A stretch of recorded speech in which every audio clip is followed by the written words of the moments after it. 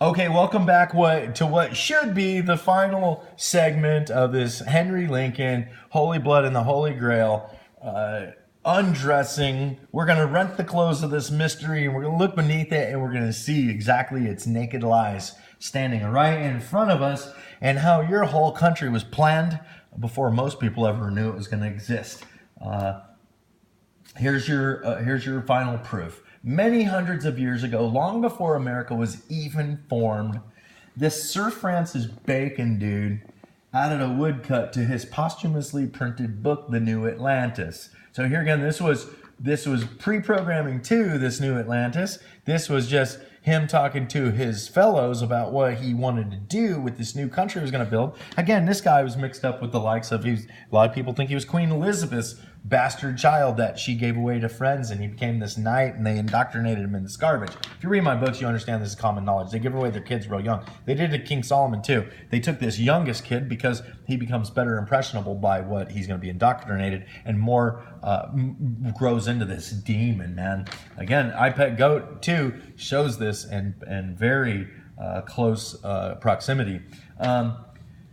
So again, this New Atlantis, it's a work which foretells of America's electronic wonders and a spiritual awakening over 400 years ago, long before our country was built, which will put all of mankind in contact with some so-called angels. And they worship at a church which is like, I think it's called Sons of Solomon or House of Solomon or something like that. And on the very first page of his book, New Atlantis, Bacon remarkably has added, believe it or not, an identical retablos to the one created. See, this is it. I'll blow it up so you can see that's the original book. These go for, shoot, I don't know how much money, millions if you've got one probably, because the people that know the occult value of this stuff know it's powerful. But remarkably, it's an identical retablos to the one created by Vegas artist mattcouper. Look at this, man. Even this, they all go into the detail about these degrees, like this guy Patton who did a lecture at the Sir Francis Bacon Society. I'll probably put a link eventually to that. A lot of these links might go up later because I've got so much work to do here, but Aleph, you people. Just like on the cover of that 1920s version of the golem. Look, that golem was big, little, big, little, because boom, poof, he comes. This is the outcropping if you in the back of the Poussin painting that shows you in the sun's rising above it, right? It shows you there might be some creepy cave up there, and these initiates that come in for the spiritual guidance, to come in for the Stargate, 100,000 people a year, you guys, come for that, and I'm going to prove it to you. And they're doing this little magic trick that they think is a secret wonder that they're connecting and becoming God or becoming like unto the gods or whatever. Bull, man. But look, he's holding a sickle just like in mattcouper's painting Neogenesis, where he was doing his harvest festival. This reminds me of the quarter here. Remember, there's a quarter on every corner of the dollar. A quarter, 4 demons popping up, 4 angels, 4 wings. These eagles represent Satan getting his wings back, man. Getting his wings back because God stole his wings in Genesis 3. Let me see what I got here. Okay, this plant, if you look at the dollar bill and the pyramids right here, see that's the shape of a pyramid. There's these two same exact plants in the same exact spaces with the same amount of leaves. But this is Pan. This is the devil in Arcadia. So poof, this is the outcropping in the shepherds of Arcadia, les bergers d'Arcadie, and poof, there's Satan. And look, this man, this even has these little scrollings on the side of that altar. This is the dollar bill folded up. Look, man, boom. It's got the 4 corners. That one's got the squigglies. Boom, same. Dollar's perfect with it. That's Sir Francis Bacon predicted all that what's going to happen. Now, there's a lot more to decode here, but I'm just going to give you the goods as they apply here because we can get lost in these paintings. But I do want to point out, just like in the Shepherds of Arcadia painting, look, there's your sickle. See right here? Here's my hand. There's your sickle. There's your, where he's seeing his image. It's not the shape of his hand. People have said that forever. They're like, oh, that's an odd shadow.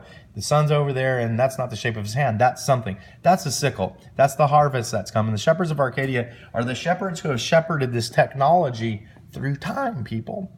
They hid all this stuff around, and the culmination of all the devil and all of his calling up instructions summoning instructions and all these different, even the Native Americans people and stuff. You start studying this Matt Cooper, he's got it all there. He's got it all Mesoamerican, all these blood sacrifice cults all over the planet from all over time. And this is where it's all melding together in his alchemy that he was trying to get going as he shoved himself in a blender, y'all.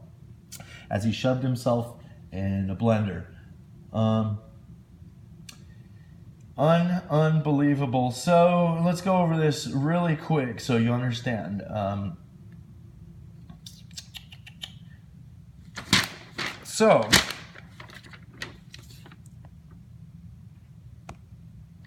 I'll just read you from my notes. And so on the very first page of his book, remarkably, is an identical retablos to the one created by Vegas artist Matt Cooper. It also matches, we were freestyling for a little bit, it also matches Poussin's, and that proves that this conspiracy was a trapdoor built into our art, architecture, print, and song from day one. Just like it says on your dollar bill, that's all hidden when they fold it. So is the in the God we trust. But it was also in our architecture, print, and song from day one of our founding.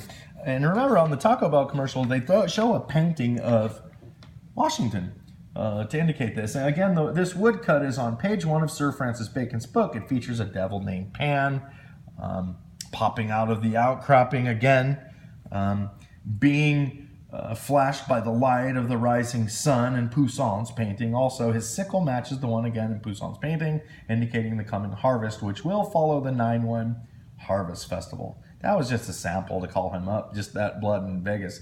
We will decode more in the future, but here's your final proof. Many hundred years ago, long before America was even formed, Sir Francis, we just did that. Sorry about that. Let's get back on track here. But okay, here we go. One last note on Bacon's woodcut. The Latin phrase reads, you're not going to believe this, time reveals hidden truth. So this here is Latin that says time reveals hidden truth. Remember, Time's Up on that Tenier painting that Matt Cooper did? We got that in there. I mean, there's a lot to go over, but time reveals the hidden truth. Poof, there he is. Time revealed it. Again, back out of that. That looks like a quarter. That looks like a quarter,